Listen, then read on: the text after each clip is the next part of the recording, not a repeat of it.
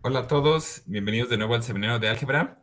Hoy nos va a presentar Juan Carlos Monter Cortés y nos va a hablar sobre el enfoque locálico de las reflexiones booleanas, un análisis en la categoría de marcos. Gracias, Juan Carlos, y adelante.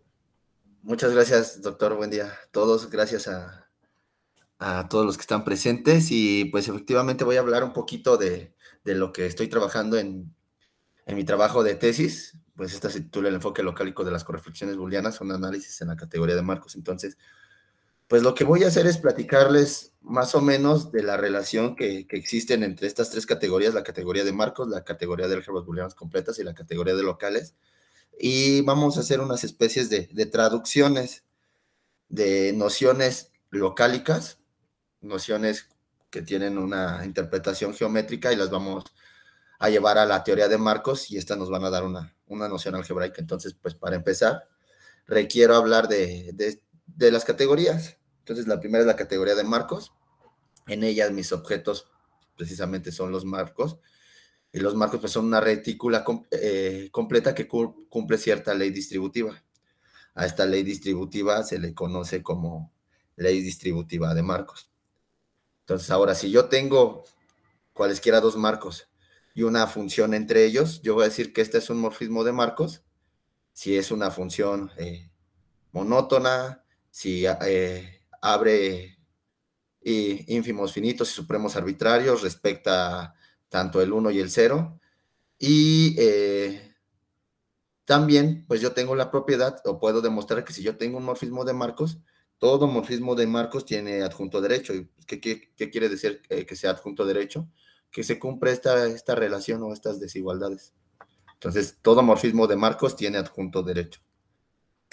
Ahora, la categoría de álgebras booleanas completas también, pues mis objetos son las álgebras booleanas completas, que también son retículas completas con la particularidad de que todo elemento dentro de esta retícula tiene complemento.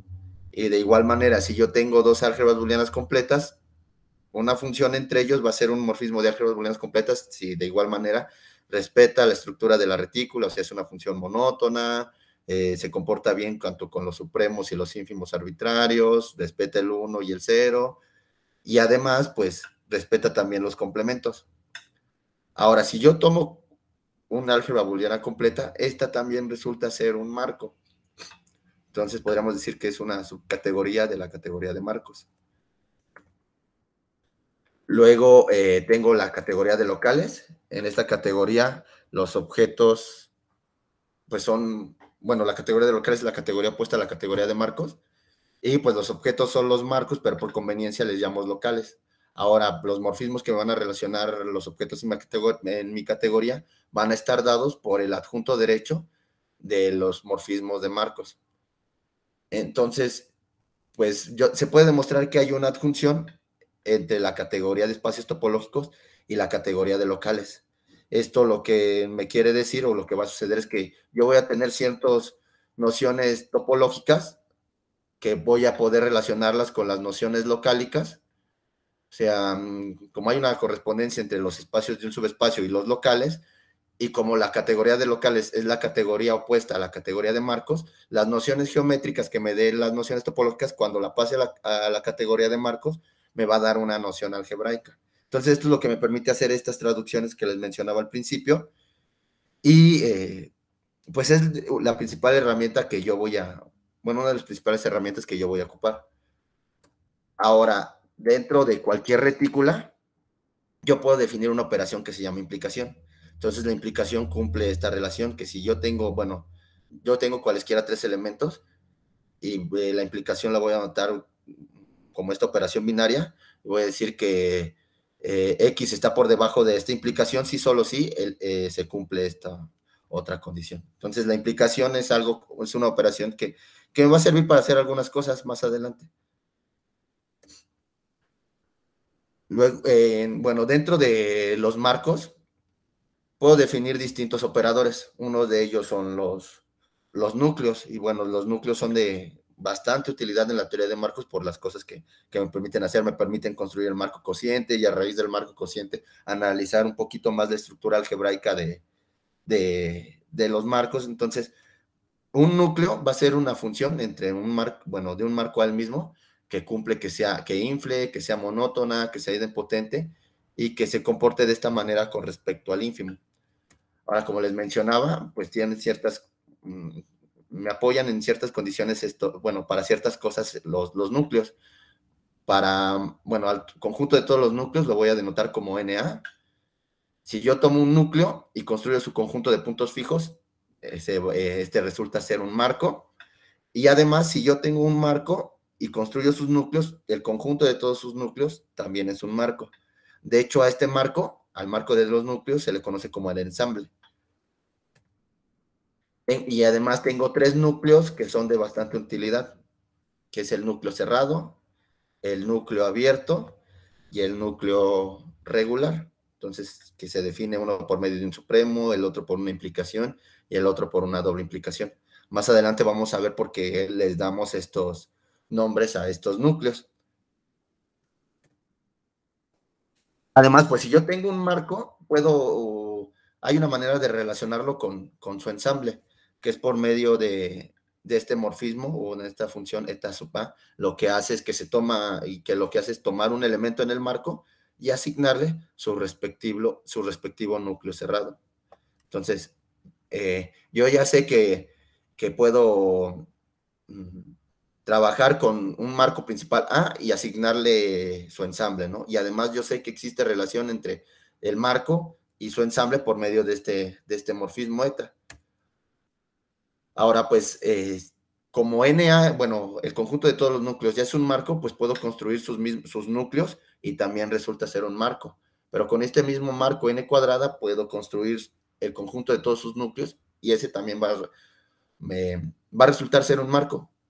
Entonces lo que yo estoy haciendo es como esta cadenita y puedo seguir tantas veces quieran en los ordinales y construyo esta cadenita que se le conoce como la torre de ensamble. Entonces aquí tengo el marco principal A, sus núcleos y la manera de relacionarlos por medio del morfismo eta. Pero puedo hacer lo mismo con estos dos marcos y así sucesivamente. Entonces esto es lo que se le conoce como la torre de ensambles. Ahora, dentro de cada marco, pues puedo construir un operador que se le llama la derivada de Cantor-Bendixson. Entonces, para definir primero la derivada de Cantor-Bendixson, necesito esta relación que aparece aquí arriba, que es la relación esencialmente mayor. Entonces, si yo me tomo cualesquiera dos elementos dentro del marco, yo voy a decir que X está esencialmente por arriba de A, si solo si se cumplen estas dos condiciones, ¿no? Que X esté por arriba de A y que la implicación de X con A me dé el mismo A. Entonces, por medio de esta relación, defino la derivada de Cantor-Bendixson, que al evaluarla en un punto me dice que es el ínfimo de todos los X que pertenecen al marco, de tal manera que X está esencialmente por arriba de A. Pero puedo restringirme un poquito más tomando un núcleo y viendo nada más o fijándome únicamente en los X que pertenecen al conjunto de puntos fijos. Y obtengo de igual manera la derivada de Cantor-Bendixson. Entonces, lo que hace la derivada de Cantor-Bendixson es, dentro de los marcos, es que mide qué tan booleano es el marco. Es decir, que si yo me tomo un elemento dentro del marco y construyo el intervalo de este elemento con su respectiva derivada de Cantor-Bendixson, este va a ser el intervalo booleano más grande por arriba del elemento A. Entonces, por eso mismo es que les menciono que mide qué tan booleano es un marco. Ahora, como yo estoy definiendo la derivada de Cantor-Bendixson en un marco arbitrario, un marco A, pues puedo definirla también para los distintos niveles de la torre de ensambles. Entonces, yo puedo relacionar las derivadas de un nivel con la del nivel siguiente por medio de este teorema, que pues nosotros lo conocemos como el teorema del levantamiento. Y este me dice que para cada marco A y núcleo J, esta derivada que va a ser la cerradura idempotente, olvidé esta parte mencionarla antes, una disculpa, pero este simbolito infinito lo conocemos como la cerradura idempotente y pues la cerradura idempotente de la derivada de Cantor-Bendixson en el nivel A va a estar relacionada con la derivada de Cantor-Bendixson en Na. Entonces es lo que me dice este teorema. Y para ejemplificarlo un poquito mejor, pues nos checamos, bueno, vemos este diagrama que tiene el marco principal A, el conjunto de todos sus núcleos, y pues la derivada CBD minúscula viene de A, pero cuando le calculo la cerradura idempotente, ya va a estar en NA, y esta cerradura idempotente va a ser igual a esta derivada de Cantor-Bendixson. Pero en NA también está esta otra derivada de Cantor-Bendixson y esta otra derivada de Cantor-Bendixson. Entonces, esto es más o menos lo que hace el teorema del levantamiento. Ahora, para hacer más práctica mi presentación, pues voy a introducir un poquito de notación referente a los distintos niveles del ensamble en los que trabaje. Entonces, por ejemplo, los respectivos 1 y 0 en los núcleos los voy a denotar por la identidad y el tope, y pues conforme vaya avanzando, pues voy modificándolos en mayúsculas. Ahora, la derivada de Cantor-Bendixson en relación con el teorema del levantamiento y evaluándolo en la identidad, pues puedo tener estas distintas derivadas en NA, en N cuadrada, en N cúbica. Todas son derivadas Cantor-Bendixson, pero es cómo se relaciona una con la del nivel anterior o la del nivel siguiente. Entonces, esto nada más es notación.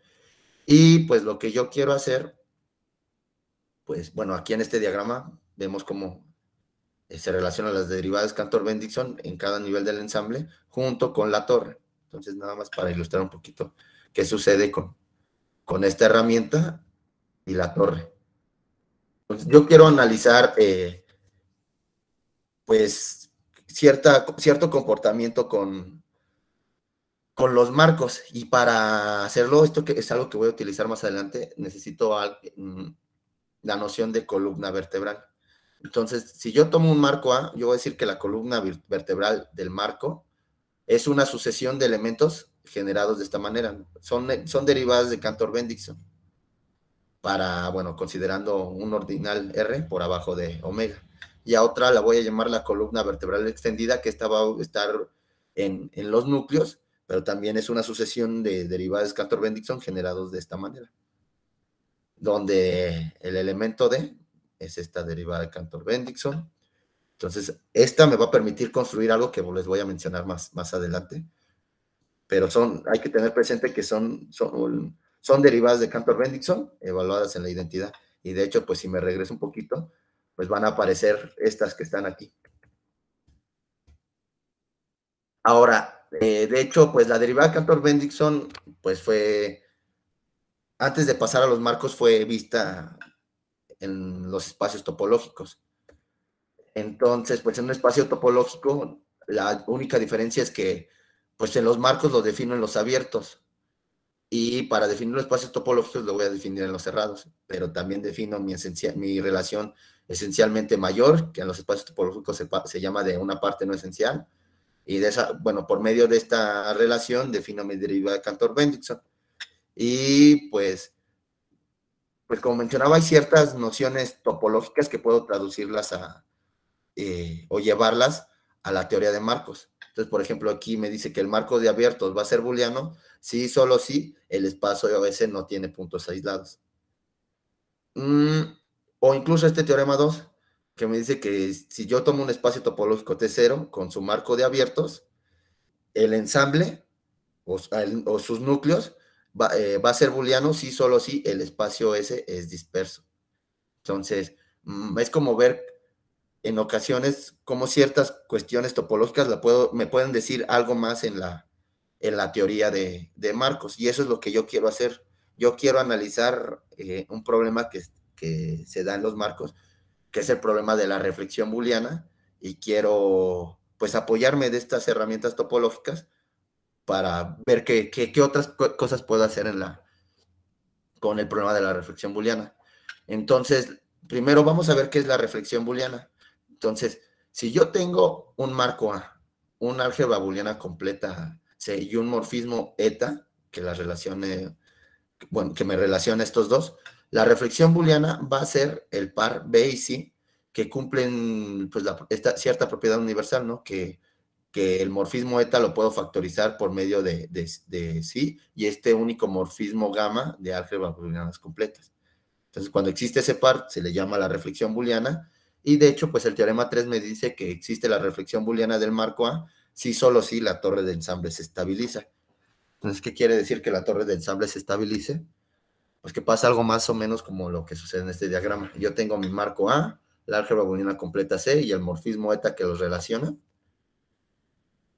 Y pues que se estabilice la torre de ensamble, lo que me está diciendo es que el alfaésimo nivel del ensamble ya es booleano. O sea, si algún nivel del ensamble ya es booleano, de ahí para hacia los niveles superiores, los demás niveles ya van a ser booleanos. Por eso es que decimos que se estabilice.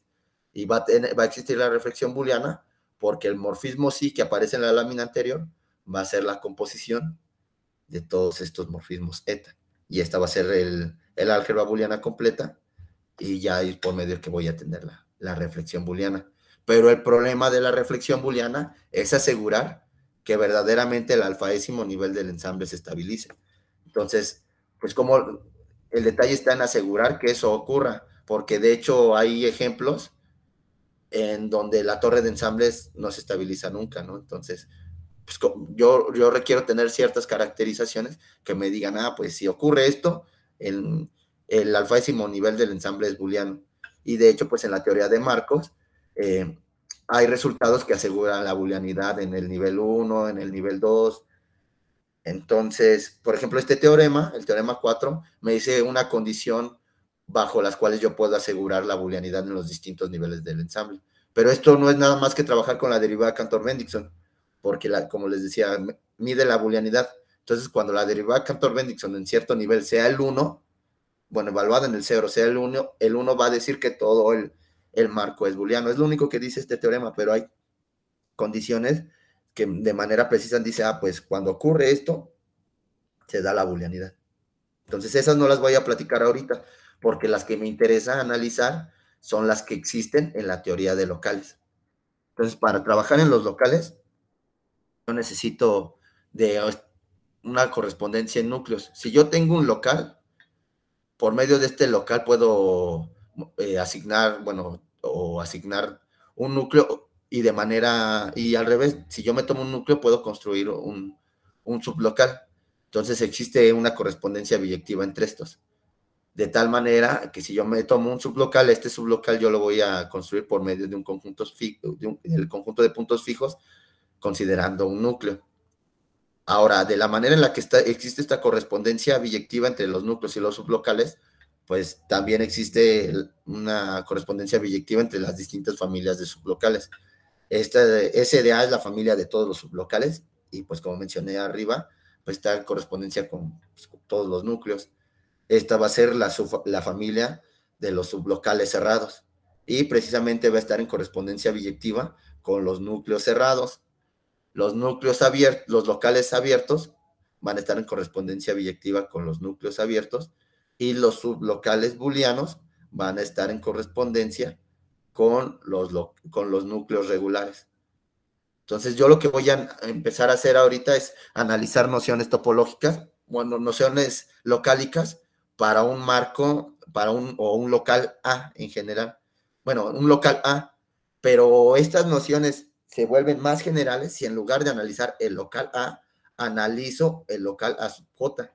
De tal manera que cuando yo analice el local A sub J, después lo único que requiero hacer para obtener la noción locálica en A, pues es sustituir J por la identidad y pues obtengo la misma noción. Entonces yo voy a dar mis nociones locálicas con respecto a un local A, pero las voy a traducir con respecto a un local A sub J porque son más generales.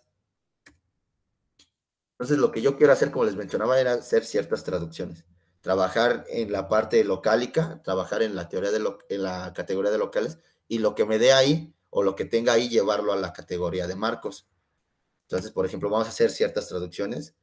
En el caso de que si yo me paro en la categoría de marcos, mis objetos son marcos, pero en la categoría de locales, los objetos son locales, aunque son los mismos, es el mismo objeto. Pero, por ejemplo, si yo trabajo en marcos y quiero analizar en el ensamble, que se denota por NA, en los locales voy a analizar la disolución, que la voy a anotar por A sub D. Entonces, en la categoría de marcos yo tengo la reflexión booleana, pero en la categoría de locales, pues yo voy a tener la correflexión booleana. Y también sé que una condición necesaria y suficiente para que exista la reflexión booleana es que el alfaésimo nivel del ensamble sea booleano. pero lo que estaría diciendo en los locales es que la alfaésima disolución sea booleana. Ahora, pues lo que yo estoy haciendo es trabajar o ver qué es lo que se hace en mi referencia 8 y trabajarla de manera similar a lo que hacen en mi referencia 5. Entonces, veo lo que dicen en 8 y lo comparo con lo que dicen en 5 para hacer esas traducciones. Entonces, como ejemplo, vamos a checar la noción de local disperso. Entonces me dice que un local A es disperso si cada sublocal S cerrado, no cero, contiene un sublocal booleano abierto y no cero. Entonces lo que yo debería de preguntarme es cuándo el sublocal A sub J es disperso. Entonces yo tengo aquí, para que sea disperso, tengo 5 cositas que me dicen que requiere ser un sublocal cerrado, no cero. Y aparte ese sublocal cerrado, no cero, debe contener un sublocal booleano abierto y no cero.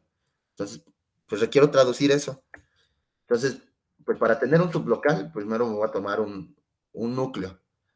Y como requiere ser cerrado, pues este va a ser, lo voy a ver como de esta manera, como el supremo de este J con el núcleo cerrado. Y además voy a pedir que se cumplan estas condiciones.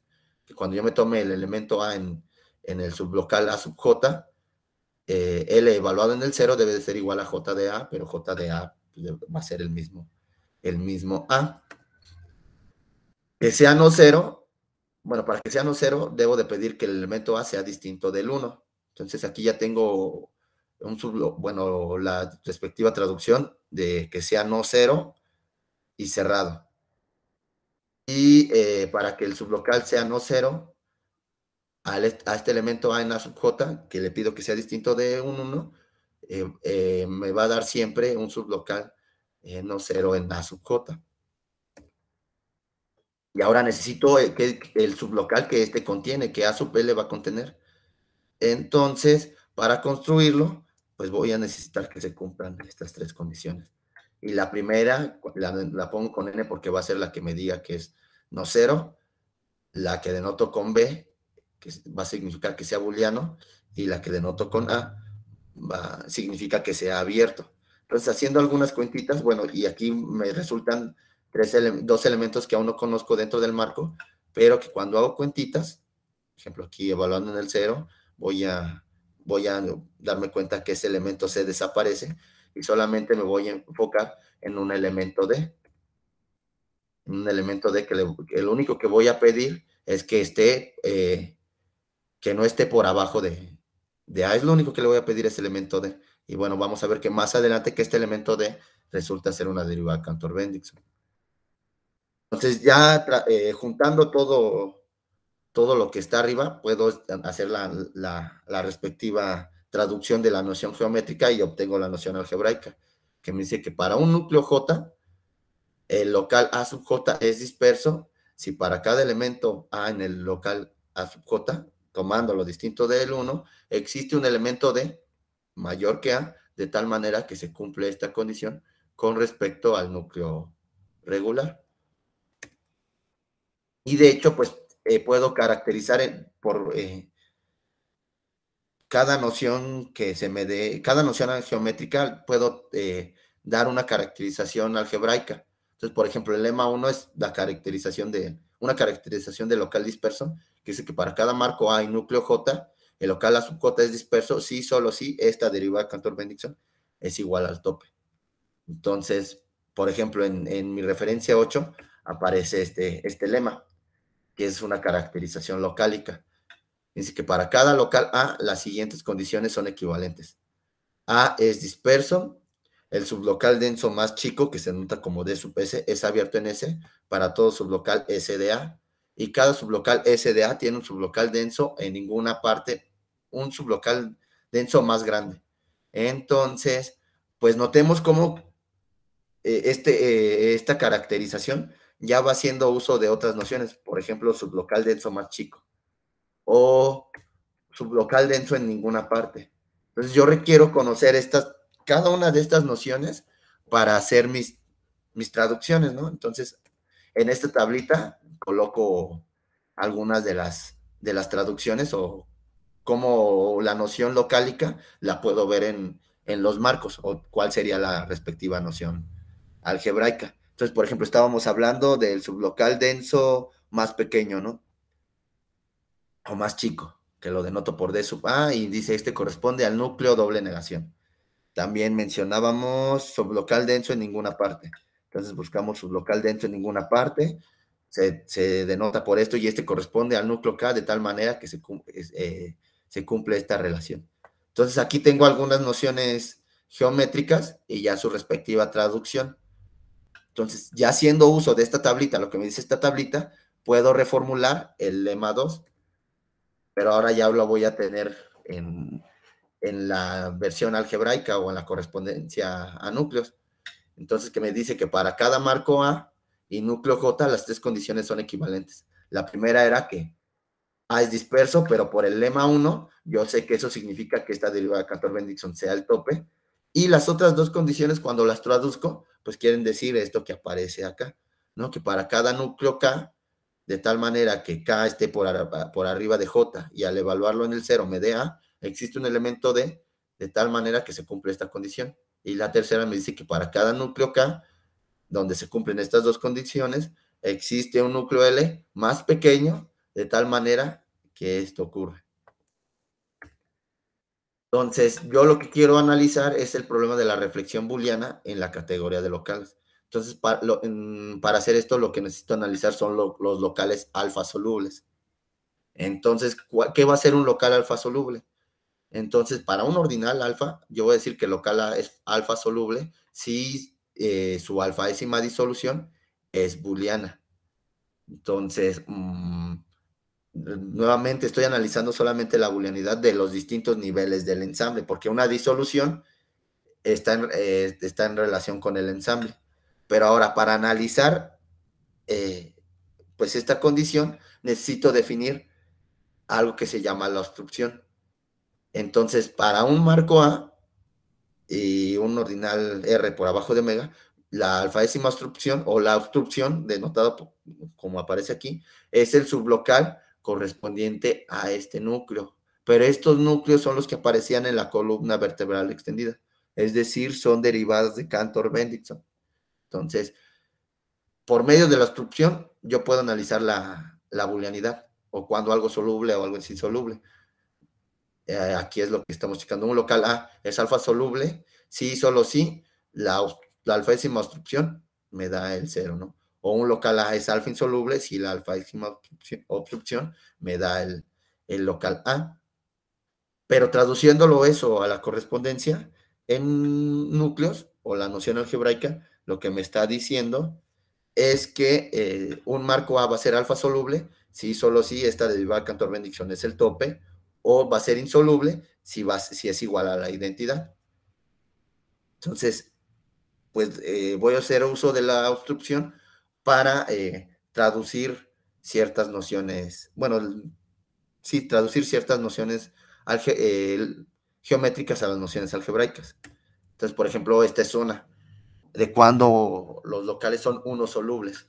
Me dice que y es la versión locálica. Dice que para cada local A las siguientes condiciones son equivalentes. A es uno soluble, todos los sublocales booleanos de A son complementados, A es disperso, el sublocal 0 es el único sublocal raro de A y ya está cubierto de manera estable por los sublocales booleanos complementados. Entonces, nuevamente, notemos cómo siguen apareciendo nociones locálicas que requiero saber cómo traducirlas, por ejemplo, sublocal raro y que esté cubierto de manera estable.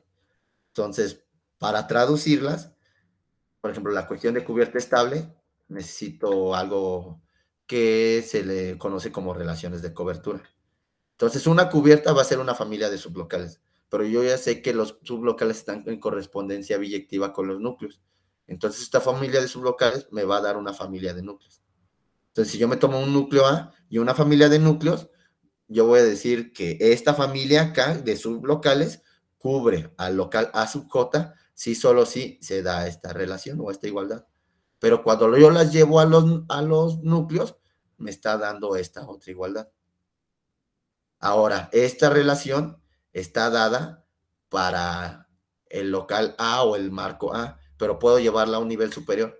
en este caso para Na. Entonces voy a construir una relación superior y en esta lo voy a decir que D cubre o cubre de manera estable,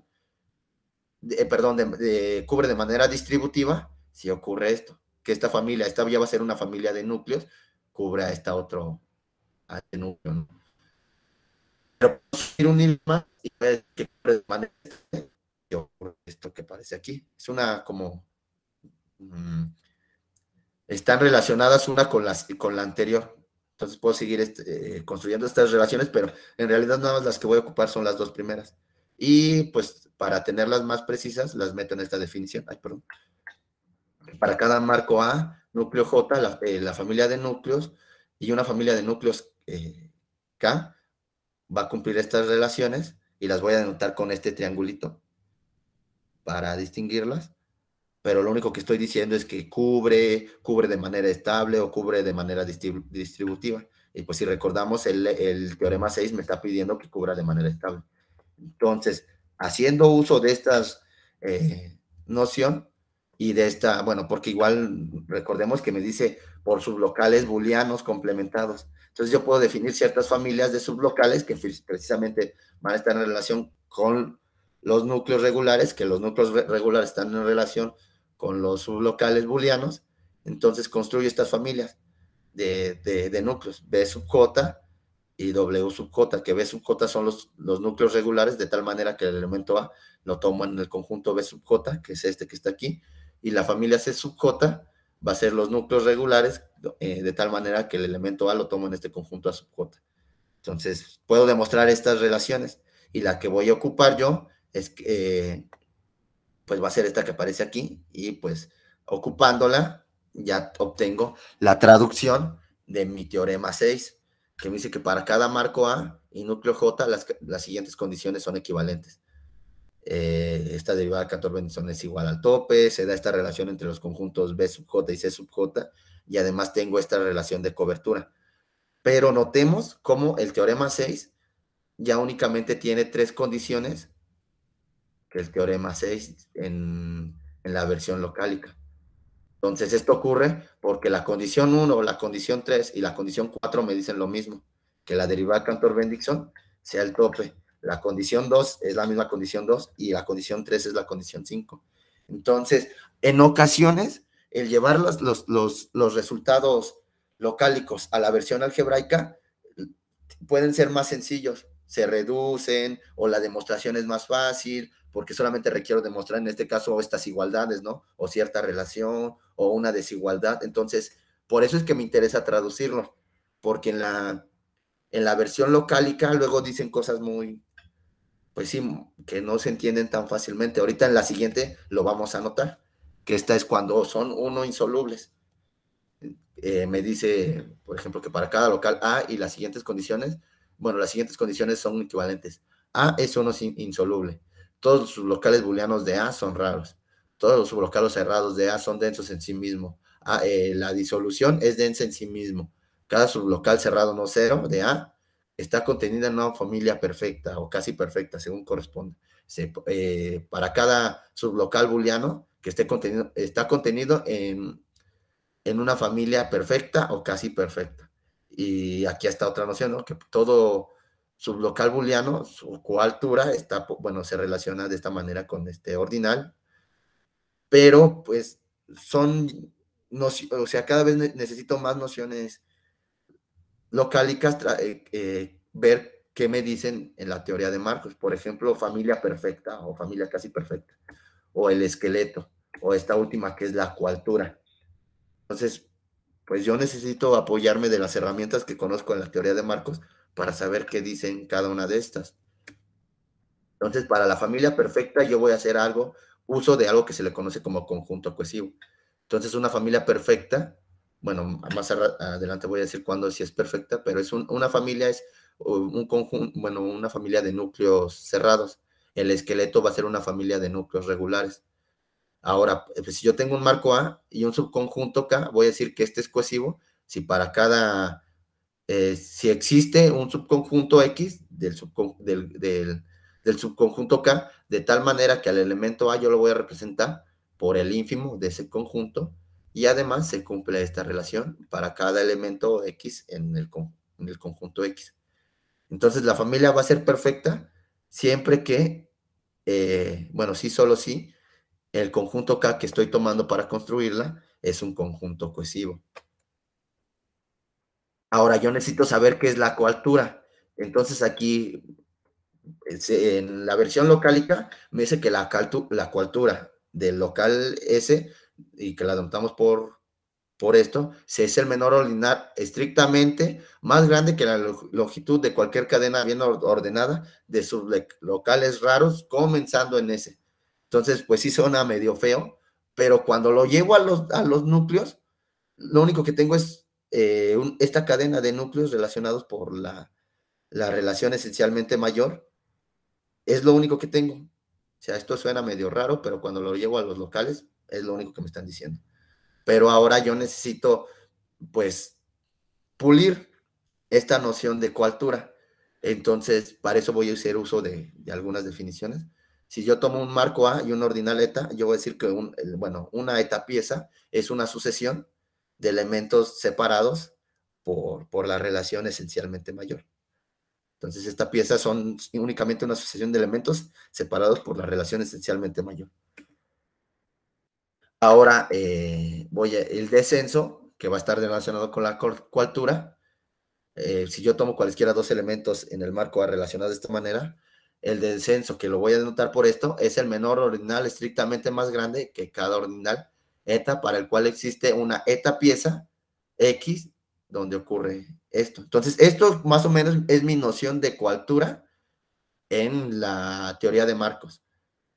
Pero ahora yo la puedo pulir un poquito más todavía si introduzco una relación que se llama sustancialmente mayor, que es como parecida a la esencialmente mayor, pero esta es un poquito más fuerte. Entonces, si yo tomo un marco A y cualesquiera dos elementos en el marco, decimos que A está esencialmente por arriba, sustancialmente, perdón, por arriba de B, y lo denoto de esta manera. Si existe una cadena descendente, o bueno, esta cadena descendente, de tal manera que se cumplen estas condiciones. Pero esto que está aquí no es más que la eta pieza. Entonces, precisamente nosotros decimos que B está sustancialmente por arriba de A, si solo si el descenso de ellos dos es mayor que omega, pero es una eta pieza. Entonces, lo que yo tengo en la noción, en esta última noción con respecto al descenso, lo puedo traducir de esta manera, pero cuando lo llevo ya en cuestiones de coaltura, me dice esto que aparece aquí, pero son las mismas condiciones. Y yo lo que si recordamos, el teorema 7, yo quiero analizar cuándo ocurre esa coaltura, pero para explicarla de manera más precisa, damos este teorema que me dice que para cada marco A, las tres condiciones son equivalentes. Entonces tienen que ver con la relación sustancialmente mayor y los núcleos regulares. Pero lo único que me está diciendo para el teorema 7 es que para cada elemento A, tenemos que la identidad requiere estar sustancialmente por arriba del núcleo regular, y eso es la condición 7 del teorema 7. Entonces, ya traduciéndolo, tengo la nueva versión de mi teorema 7, que es la versión algebraica, que dice que que cualquier marco A, las siguientes condiciones son equivalentes. Esta derivada de Cantor-Bendixson es igual a J, esta otra derivada de Cantor-Bendixson también es igual a J, no es la misma, esta está evaluada en la identidad. Y se cumple esta relación con respecto al núcleo J y a los núcleos regulares para cada elemento A y cada núcleo J. Entonces, nuevamente, notemos cómo en la versión algebraica el teorema 7 solamente tiene tres condiciones, y en la versión locálica pide 7. Y de hecho, lo que sucede aquí es que 1, 2, 3 y 4 se reducen a la primera del teorema 7 en la versión algebraica. 5 y 6 se reducen a la condición 2, y 7 pues es la que me habla de la coaltura, ¿no?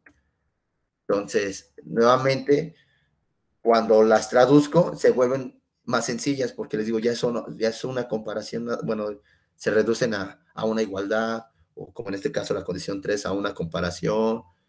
Entonces, es lo que yo quiero hacer o es lo que hago en mi trabajo de tesis. Aquí solamente menciono una condición para uno soluble y uno insoluble, pero también hay condiciones para dos solubles, para dos insolubles. De hecho, pues el trabajo futuro es poder analizar condiciones para de booleanidad en niveles superiores, porque pues algo que puedo hacer es que si yo tengo condiciones ya para los niveles 1, 2 y 3, pues lo que puedo hacer es, por medio del teorema del levantamiento, llevar mis resultados del nivel 3 y levantarlos, hacer un levantamiento de estos resultados y tendría las mismas caracterizaciones. Entonces, pues aquí les comparto parte de la bibliografía que he estado utilizando. Y pues eso sería todo. Espero que haya sido de su agrado y muchas gracias por su atención.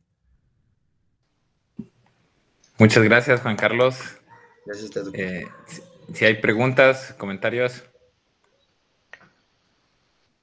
Yo sí tengo una pregunta con respecto a algo que comentaste. Sí, doctora. ¿Todas las flechas en la categoría de marcos tienen derechos adjuntos? Digo, adjuntos derechos. Sí, todo morfismo de marcos tiene adjunto derecho. Sí, se puede demostrar eso. Ah, ya. Sí, es que justo me llamó la atención el comentario que hiciste de que las flechas en los locales están dadas por los adjuntos derechos. Ajá. Sí, sí. O sea, siempre... ¿dónde está? Sí, cualquier morfismo de marcos se puede demostrar que tiene adjunto derecho, entonces por eso es que me funciona para definir los morfismos de locales, porque de hecho, bueno, la definición de adjunto es lo que hace, cambia el sentido de la flecha, pero para que sea adjunto derecho, pues lo que le pide es que cumpla esta condición, pero cambia el sentido de la flecha y pues ya tiene sentido que por medio del adjunto derecho define el morfismo de locales, porque todo morfismo de marcos tiene adjunto derecho. Ah, ya, muy bien. Sí. Y otra pregunta, ¿los núcleos son morfismos de marcos? Pues es que no necesariamente, porque, por ejemplo, no me menciona nada con respecto a los supremos. A los supremos. O sea, nada más lo único que me dice son funciones con que respecto satisfacen esas condiciones. al ínfimo. O sea, sí me dice que es monótono y que abre ínfimos finitos, pero no puedo asegurar que sea morfismo de marcos porque pues, requiere abrir también supremos arbitrarios. Entonces, por esa razón no puedo asegurarlo. Perfecto. Bueno, gracias, Juan Carlos. Y a usted, doctora. ¿Otra pregunta? Oye, Juan Carlos. Sí, buenos días. Buenos días. Nada más que no recuerdo en qué lámina diste un diccionario muy extenso de ahí para la traducción. Fueron varios términos, como unos 15 o 20. La pregunta en realidad es, ¿ese diccionario ya existía? O a lo mejor estaba disperso y tú lo recopilaste. Sí. Ok. Y el último teorema, ¿ese teorema ya es resultado tuyo? ¿O también estaba, digamos, por ahí oculto y tú te encargaste de recopilarlo y demostrarlo bien?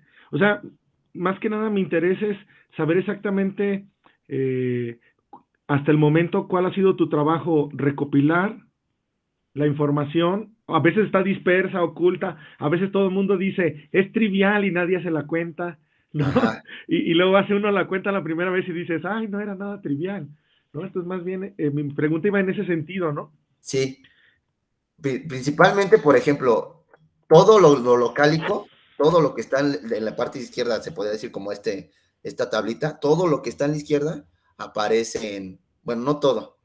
O sea, yo lo que fui haciendo es, pues me habla de no sé, digamos, el sublocal denso más pequeño, pero como lo hacen nada más, lo analizan de manera para el local A y en la referencia 5 lo hacen analizando A sub J, lo que dije, pues puedo escribirlas todas juntas y ya, bueno, eso es algo que yo quise hacer para mi tesis, para que dije, para quien la lea, tiene todas juntas porque estaban, bueno, sí están regadas. Y ahora, por ejemplo, Exacto.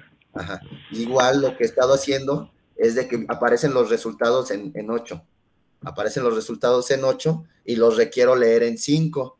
y ya vean 5 que dicen, pues es que esto está en relación con esto y esto está en relación con esto, y pues tenemos, bueno, demostrarlos de manera más clara y escribirlos bien. Ajá, Por ejemplo, ajá.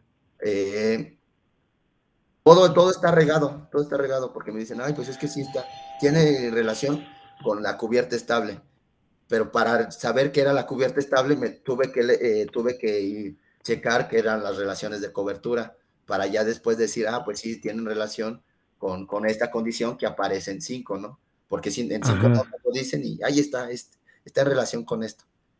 O así sucesivamente. Cada una de las que van apareciendo era saber qué dice cada noción, entender qué dice cada traducción, para después reescribir el resultado ya de mejor manera. Porque, por ejemplo, estos resultados, el teorema 6 no está así escrito como yo lo tengo. El teorema 7, en su versión algebraica, tampoco aparece como yo lo tengo. O sea, yo me encargué de escribirlos así. Ok, no, esos entonces prácticamente son tuyos. Ajá, y darle el preámbulo de cómo se construyen. Ok.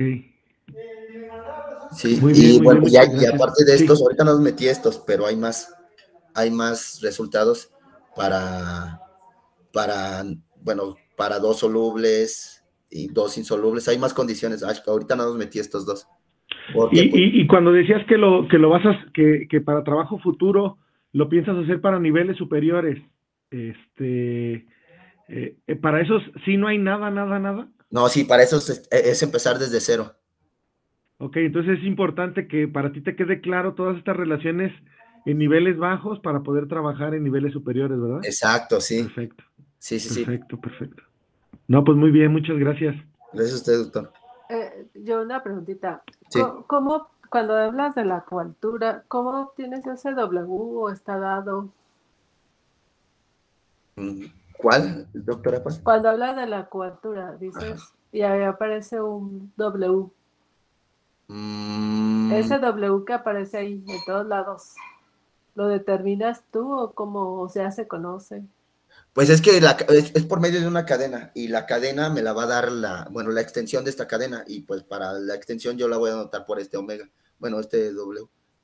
Bueno, no sé si se refiere a que es lo que me dice aquí. La coaltura es la longitud de la cadena, o sea, empiezo en el sublocal y empiezo a meter sublocales por arriba de él. Pero cuando la traduzco a los núcleos, me da una cadena invertida. O sea, empiezo de los más grandes hasta llegar al más chiquito. Pero la longitud de la cadena me la da ese ordinal.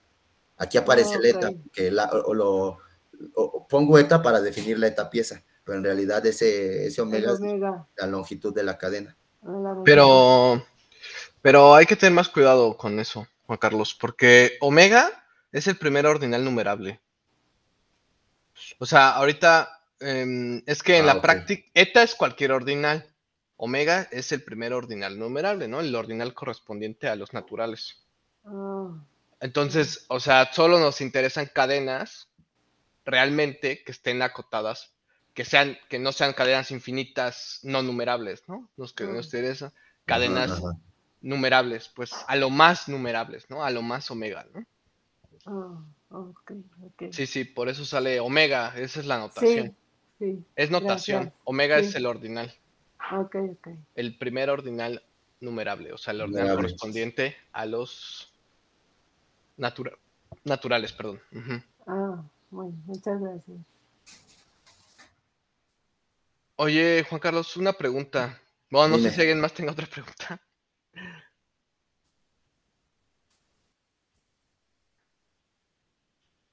No. ¿Qué es un espacio disperso? Porque no sé si aquí todos estemos familiarizados con esa noción. No, qué bueno que lo preguntas. O sea, porque entonces el teorema ese, pues te está clasificando espacios, ¿no? Sí. Es un teorema fuerte, ¿no? El teorema, ¿dónde está? No sé dónde esté, pero ese teorema es un teorema fuerte, ¿no?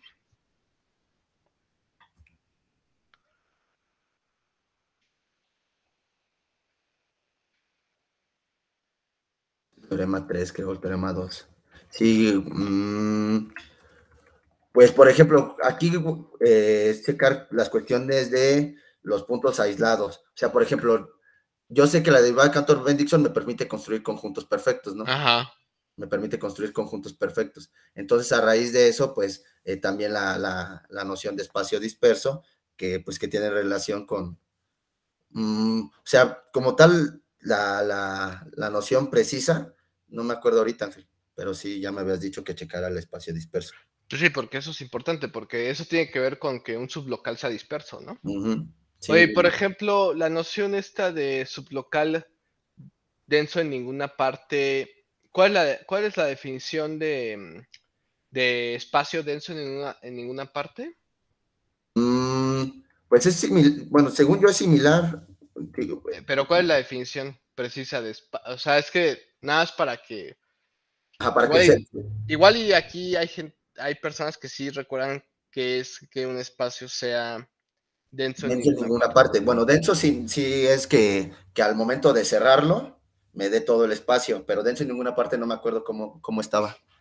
Pues estaría bueno que luego o sea, sí lo O se agregarlas. mencionara, porque para que pues veamos que esto sí tiene sabor topológico, ¿no? Bueno, porque de ahí parten.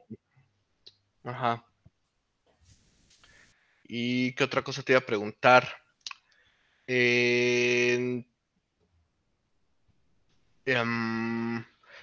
y el problema de la reflexión booleana realmente es tratar de clasificar. Es que dijiste que el problema era determinar cómo se estabilizaba la torre, ¿no?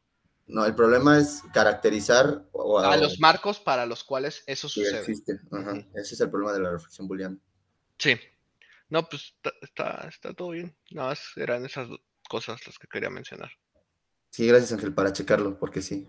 Bueno, a lo mejor agregar esas nociones topológicas para que vean, pues sí, esto está en topología y cuando me lo llevo a los locales, pues sigue apareciendo y cuando lo traduzco a marcos, pues ya tiene otro sabor.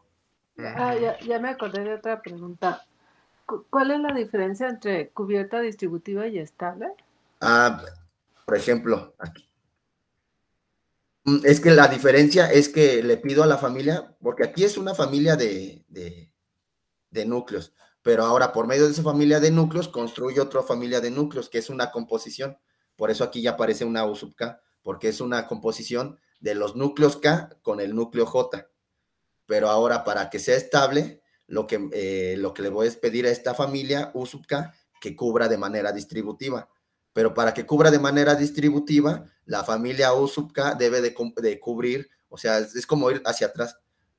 Pido que cubra de manera estable, ¿no? Que K cubra de manera estable. Entonces lo que voy a hacer, me dice, pues U sub K debe de cubrir de manera distributiva, pero me regreso. Pero que cubra de manera distributiva me está pidiendo que cubra de esta manera, ¿no? Y que cubra de esta manera me pide que el ínfimo de esa familia sea igual al núcleo que la está formando. Ok. Gracias. Es eso, esa es la diferencia. A ver, regresando a lo que decía Ángel, ya me quedé con la duda. Entonces, ¿disperso es lo mismo que denso en ninguna parte? No, bueno, es que, como tal, sí, o sea, algo que no tengo bien claro son esas nociones topológicas, o sea, me acuerdo de las básicas, pero de disperso y no es lo mismo que dentro de ninguna parte, según yo. No, son distintas cosas. Porque, por ejemplo, aquí, porque si fueran iguales, incluso en el diccionario, bueno, en mi tablita, o sea, cuando los traduzco son igual cosas diferentes. Denso en ninguna parte es esto. ¿Y cuál fue la otra que me dijo, doctor? Disperso. Ajá, no, y disperso tiene que ver con... Un local es disperso si se cumple más abajo, ahí por ahí, ¿no? Que cada sublocal cerrado no cero contiene un sublocal booleano abierto no cero. Un espacio es disperso si todo abierto tiene un punto aislado.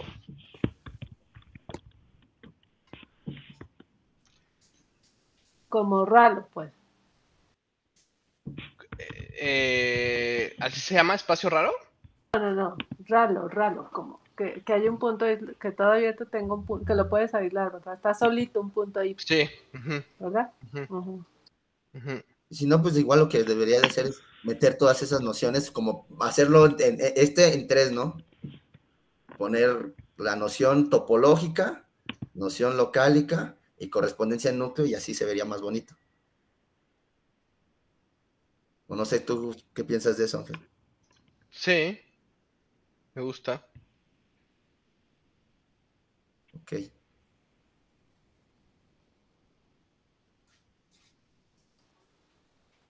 Pues no está sencillo, pero está bonito. Es un buen esfuerzo, pues. Ahí vamos. Muy bien. Gracias, doctora. Y un espacio es denso en ninguna parte. Un subespacio es denso en ninguna parte si siempre que lo intersecto con cualquier abierto, eso no es denso. Como en el abierto, pues, pensando al abierto como subespacio. Eso es denso en ninguna parte. Eso tiene que ver con unas cosas que se llaman... ¿Cómo se llaman estos espacios? Los espacios de primera categoría de ver y segunda categoría de ver. No sé si los han visto. No. F sigmas y G deltas y cosas así. Son cosas de análisis, yo creo. Seguro que sí. Una variedad algebraica con un punto genérico no va a ser entonces denso en ninguna parte, porque el punto genérico intersecta todos los abiertos y cuando lo cierras es todo el abierto, ¿no? Exacto. Uh-huh. Ok. Oh, bueno, para pensar un rato. Gracias, Juan Carlos. No, gracias. Gracias. Pues muchas gracias. Gracias. Entonces, pues si no hay más preguntas y comentarios, nos vemos para el siguiente viernes. Gracias. Nos vemos. Hasta luego. Hasta luego, que estén muy Oye, bien. Paz. Sí. ¿Me mandas nada más ahorita los horarios? Si quieres nada más en un mensajito. A ver, una dudita. Ajá. En los horarios